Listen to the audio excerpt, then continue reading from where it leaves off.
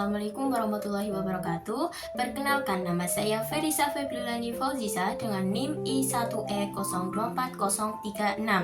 Saya dari Prodi Pendidikan Jasmani kelas A tahun 2024. Jadi, apakah kalian tahu apakah kurikulum itu? Mari kita simak video ini. Jadi, kurikulum adalah seperangkat rencana, aturan, dan pedoman dalam proses pendidikan yang mencakup tujuan, materi, metode, serta cara evaluasi pembelajaran, sehingga kegiatan belajar mengajar berjalan terarah dan mencapai hasil yang diinginkan.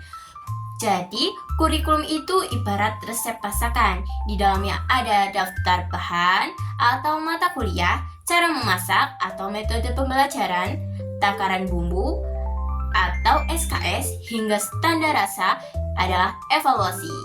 Mahasiswa posisinya seperti koki pemula yang harus belajar mengikuti resep. Dosen berperan sebagai chef senior yang ngasih arahan supaya masakan atau ilmu tidak kosong atau hambar. Sedangkan kampus dialah restoran yang menentukan menu apa saja yang wajib disajikan ke pelanggan atau masyarakat. Dengan kurikulum, proses belajar tidak sekedar masak asal kenyang, tapi diarahkan agar menghasilkan hidangan pendidikan yang bergizi, mahasiswa yang kompeten, kreatif, dan siap disajikan ke dunia kerja maupun masyarakat.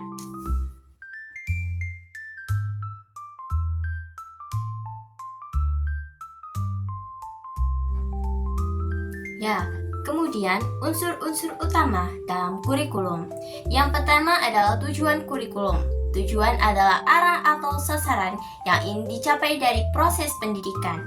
Tujuan ini bukan sekedar menghasilkan siswa yang pintar secara akademik, tetapi juga mencakup perkembangan sikap, keterampilan, dan nilai moral. Kemudian contohnya, yang pertama itu seperti sekolah dasar, menumbuhkan sikap disiplin dan kebiasaan belajar. Kemudian mempersiapkan siswa berpikir kritis dan siap melanjutkan studi atau bekerja, itu SMA ya. Kemudian perguruan tinggi, mencetak lulusan yang berkompeten di bidangnya serta mampu bersaing di dunia kerja. Kemudian yang kedua, isi atau materi kurikulum. Isi adalah apa yang dipelajari peserta didik, meliputi pengetahuan atau kognitif, keterampilan, psikomotor, dan sikap atau nilai afektif. Materi dipilih sesuai dengan tingkat perkembangan anak dan kebutuhan zaman. Contohnya itu matematika untuk melatih logika, ilmu sosial untuk memahami masyarakat, pendidikan karakter untuk membentuk kepribadian, literasi digital agar siswa melek teknologi. Kemudian yang ketiga adalah metode atau strategi kurikulum. Metode adalah cara atau pendekatan yang dipakai pendidik untuk menyampaikan materi agar tujuan tercapai. Strategi bisa berbeda tergantung situasi, karakter siswa, dan fasilitas yang tersedia. Contohnya itu adalah diskusi kelompok untuk melatih komunikasi dan kerjasama. Kemudian project based learning atau agar siswa belajar melalui praktik nyata. Kemudian e-learning atau digital learning sesuai perkembangan teknologi. Kemudian yang keempat adalah evaluasi kurikulum. Evaluasi adalah proses menilai keberhasilan pembelajaran, baik dari sisi siswa maupun kualitas metode yang digunakan. Evaluasi tidak hanya mengukur nilai ujian, tetapi juga sikap, keterampilan, dan perkembangan pribadi. Contohnya yaitu ulangan harian atau ujian, bertujuan untuk mengukur pemahaman materi. Kemudian tugas individu atau kelompok menilai kreativitas dan tanggung jawab.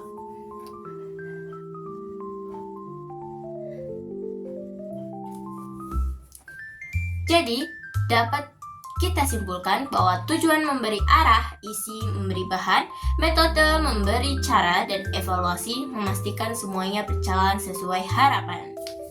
Dah.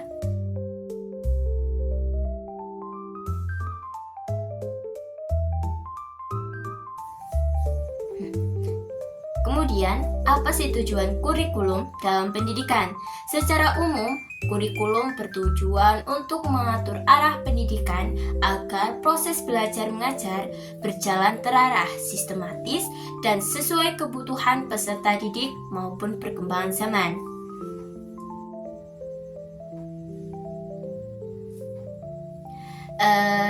Yang pertama, mengembangkan potensi peserta didik. Kurikulum dirancang agar siswa atau mahasiswa bisa berkembang secara utuh meliputi aspek yang pertama kognitif atau pengetahuan supaya peserta didik memiliki wawasan yang luas, pemikiran kritis. Yang kedua, afektif atau sikap nilai agar berkarakter, beretika, dan punya empati. Yang ketiga, psikomotor atau keterampilan agar bisa mengaplikasikan ilmu dalam praktik nyata. Contohnya itu adalah kurikulum IPA tidak hanya membuat siswa tahu teori fotosintesis, tapi juga mampu melakukan percobaan dan menghubungkannya dengan kehidupan sehari-hari. Kemudian, tujuan yang kedua adalah memberi arah dan standar pendidikan. Kurikulum menjadi pedoman guru atau dosen dalam menyusun materi, metode, dan evaluasi. Dengan kurikulum, semua sekolah atau kampus memiliki standar minimal yang sama. Contohnya, semua siswa SMA di Indonesia belajar matematika dasar sehingga ada keseragaman kompetensi minimal. Kemudian yang ketiga, tujuan ketiga yaitu mempersiapkan peserta didik untuk kehidupan nyata. Kurikulum bukan hanya menyiapkan siswa untuk ujian, tetapi juga untuk hidup di masyarakat dan dunia kerja. Contohnya, pelajaran kewirausahaan di SMA atau SMK mempersiapkan siswa agar bisa mandiri membuka usahanya. Kemudian, tujuan yang keempat yaitu menyesuaikan pendidikan dengan perkembangan zaman. Kurikulum harus adaptif, misalnya menambahkan literasi digital, coding, atau pendidikan lingkungan hidup. Contohnya, kurikulum Merdeka di Indonesia memberi ruang bagi siswa untuk memilih mata pelajaran sesuai minat bakat.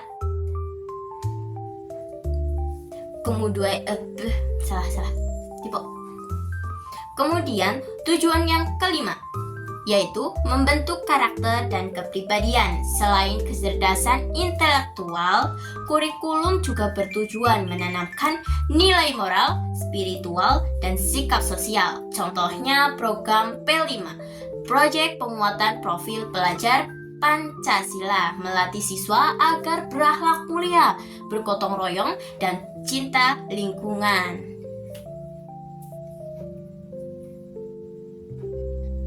Jadi, dapat kita simpulkan bahwa tujuan kurikulum dalam pendidikan adalah mengarahkan seluruh proses belajar agar menghasilkan peserta didik yang berpengetahuan, terampil, berkarakter, serta mampu beradaptasi dengan perkembangan zaman dan tantangan kehidupan.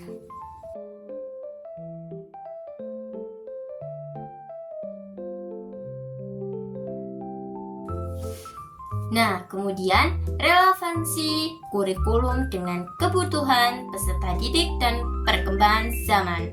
Kurikulum tidak boleh statis, ia harus selalu disesuaikan dengan siapa yang belajar atau peserta didik dan kondisi zaman yang terus berubah. Yang pertama adalah relevansi dengan kebutuhan peserta didik. Kurikulum harus mengakomodasi karakter, minat, bakat, dan tahap perkembangan siswa atau mahasiswa.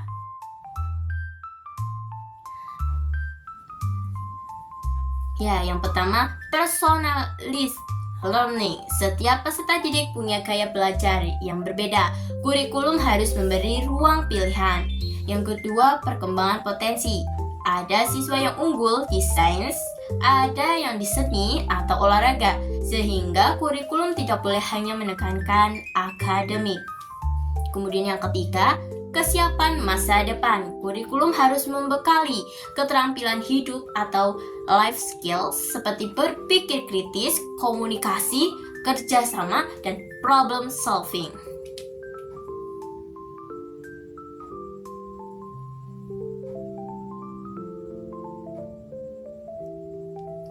Contohnya, siswa SMK belajar praktik kerja industri agar siap kerja. Kemudian siswa SMA diberi pilihan mata pelajaran sesuai minat jurusan kuliah.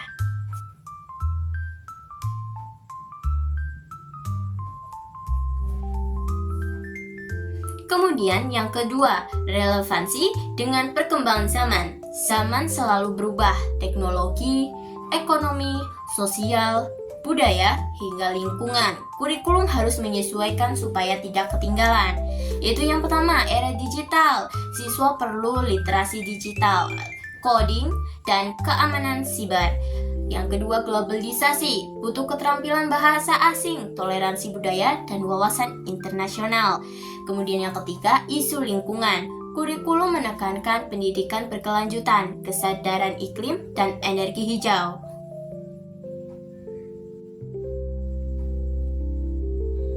Kemudian, dunia kerja modern. Siswa perlu soft skills atau komunikasi, teamwork, dan hard skills berbasis teknologi. Contohnya, kurikulum Merdeka memasuki proyek profil pelajar Pancasila atau P5 yang membahas isu global seperti lingkungan, budaya, dan teknologi. Kemudian di kampus ada mata kuliah literasi digital atau kewirausahaan sesuai kebutuhan zaman. Jadi, dapat kita simpulkan bahwa berorientasi pada kebutuhan peserta didik sesuai minat bakat dan potensi pribadi, adaptif terhadap perkembangan zaman, mengajarkan keterampilan abad 21, critical thinking, creativity, collaboration, communication, digital literacy, dan character building. Karakter building. Kenapa jadi L? Jadal.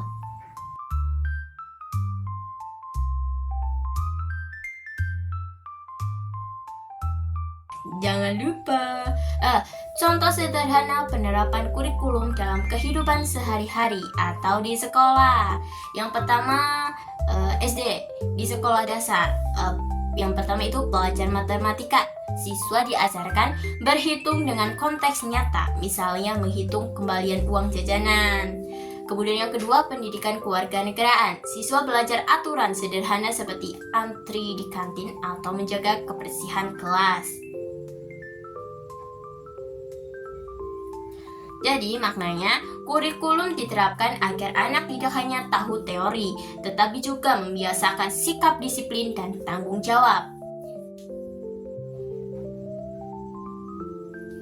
Kemudian contoh yang kedua, bukan satu, di sekolah menengah pertama atau SMP.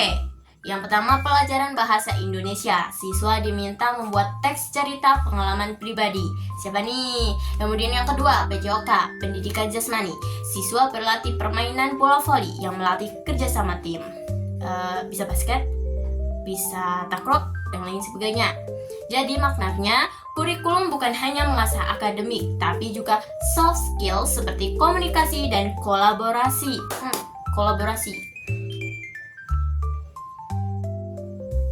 Kemudian contoh yang ketiga, di sekolah menengah atas atau SMA atau SMK. Yang pertama SMA, ada mata pelajaran lintas minat, misalnya fisika atau ekonomi sesuai bakat siswa. Pusing. Kemudian yang kedua SMK, siswa melaksanakan praktik kerja industri, prakerin atau magang di perusahaan. Jadi maknanya kurikulum menyiapkan siswa sesuai minat, bakat, dan kebutuhan dunia kerja.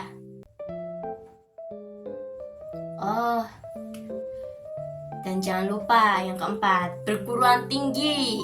Mahasiswa diberi kesempatan mengikuti program magang, project riset atau kuliah kewirausahaan. Jadi maknanya kurikulum di kampus menghubungkan teori dengan praktek nyata agar mahasiswa siap terjun ke masyarakat, bukan terjun dari jurang.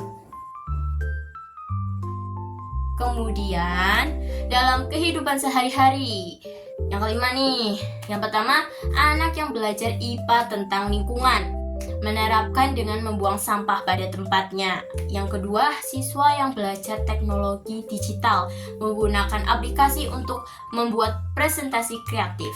Yang ketiga, mahasiswa yang belajar kewirausahaan, membuka usaha kecil-kecilan atau jualan online sambil kuliah. Jualan risol terutama. Jadi dapat kita simpulkan bahwa penerapan kurikulum terlihat ketika ilmu dan nilai yang diajarkan di kelas digunakan dalam aktivitas nyata. Jadi kurikulum bukan hanya isi buku pelajaran, tetapi paduan hidup agar peserta didik punya pengetahuan, keterampilan, sikap sesuai kebutuhan zaman. Pandang pertama lihat Nona langsung suka. Nona salting statue abis buang muka. Sama buka pun senyum tiap hari sampai. Oke, jika ada kekurangan mohon maaf karena yang lebih hanya perasaanku kepada dia. Sekian yang bisa saya sampaikan. Saya pamit undur diri karena kalau maju dia ke peka. Terima kasih. Wassalamualaikum warahmatullahi wabarakatuh.